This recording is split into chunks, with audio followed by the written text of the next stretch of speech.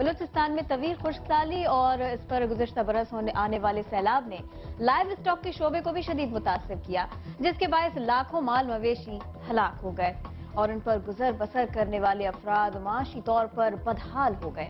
اس بارے میں مزید جاننے کے لیے دیکھتے ہیں ہماری نمائندہ معصومہ قربان کی رپورٹ۔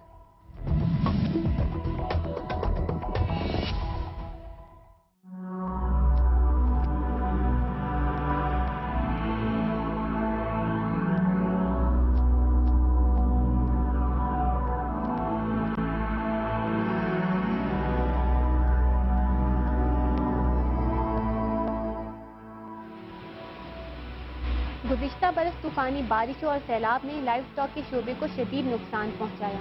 سیلاب آیا تو لوگ اپنے ساتھ اپنے مال مویشیوں کی بھی جانیں بچانے کے لیے محفوظ مقامات کی جانب کوچ کرتے رہے۔ زندہ بچ جانے والے بہت سے مویشی بھی بیماری اور خوراک کی کمی کے باعث لاغر ہو کر مرتے گئے۔ بلوچستان میں سیلاب کے باعث 3 لاکھ مویشی ہلاک ہوئے اور حکومت کو 5 ارب روپے کا نقصان پہنچا۔ فلڈ میں تقریباً 3 لاکھ ہمارے مختلف قسم کے مال مویشی، جس میں سمال رومیننٹس ہیں، لارج رومیننٹس ہیں، وہ فلڈ میں بہہ گئے، فلڈ کے نظر ہو گئے۔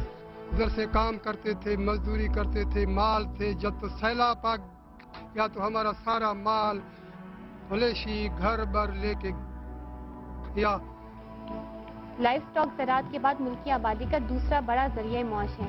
پورے ملک کا 40% لائیو اسٹاک صرف بلوچستان میں پایا جاتا ہے۔ سیلاب سے قبل بلوچستان میں 13 سال رہنے والی طویل خشک سالی نے بھی لائیو اسٹاک کے شعبے کو خطرناک حد تک نقصان پہنچایا۔ 20% مال مویشی چراگاہیں خشک ہو جانے کے باعث خوراک اور پانی کی قلت کا شکار ہوئے اور ہلاک ہو گئے۔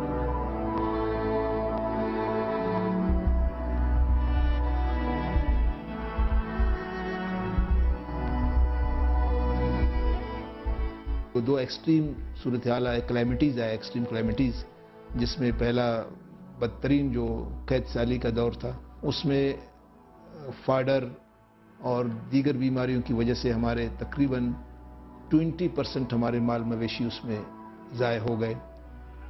ملک کی معیشت کا پہیہ زراعت اور لائیو اسٹاک پر منحصر ہے۔ قحط سالی اور سیلاب سے شدید متاثرہ لائیو اسٹاک کے شعبے کو بچانے کے لیے حکومت بھرپور کوششیں کر رہی ہے، جبکہ لائیو اسٹاک کے پیشے سے وابستہ کسانوں کو تربیت فراہم کرنے کے جامع منصوبے بھی تیار کر رہی ہے۔ کیمرامین خیر محمد بلوچ اور ظفر بلوچ کے ساتھ معصومہ قربان، سما، کوئٹہ۔ یہ مسائل کی بات